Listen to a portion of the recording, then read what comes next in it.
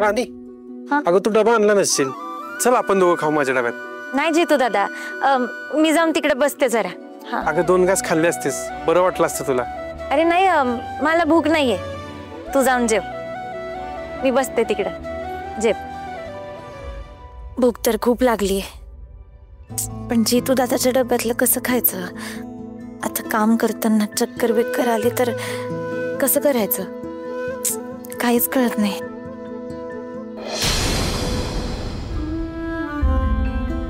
बुवा, अगं बाप आहे मी, पोरीला उपाशी कसा राहू देईल? ये इथं बस, 2 घास खाऊन घे.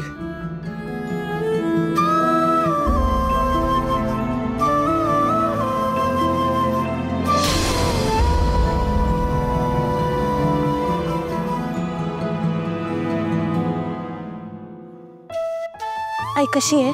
आहे, बरी आहे.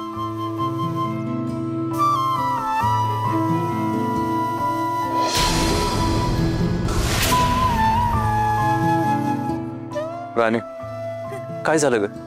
मी खूप मेहनत करेन, मी दिवस रात्र राबीन, मी घराला काहीच कमी पडू देणार नाही बुवा. पण तुम्ही आज जे केलं ना ते कधीच करायचं नाही.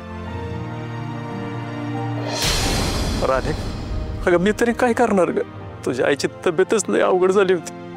अगं तिला जर औषध दिलं नसतं ना तर लय त्रास झाला असता. अगं तिचं दुखणं बघवत नव्हतं ग. बुवा मला सांगायचं ना.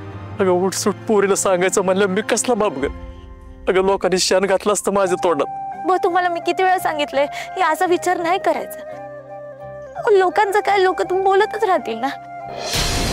आणि माझ्या जागी जर तुम्हाला पोरगा असता तर त्याला नसतं का फोन केला? मी पोरगी म्हणून मला सांगितलं. बुवा तुम्ही हिरो आहे माझे आणि कायम राहणार. मी तुमची अशी अवस्था नाही बघू शकत बुवा. अगं हरलेलं ना करते बापाला आपला हिरो म्हणते.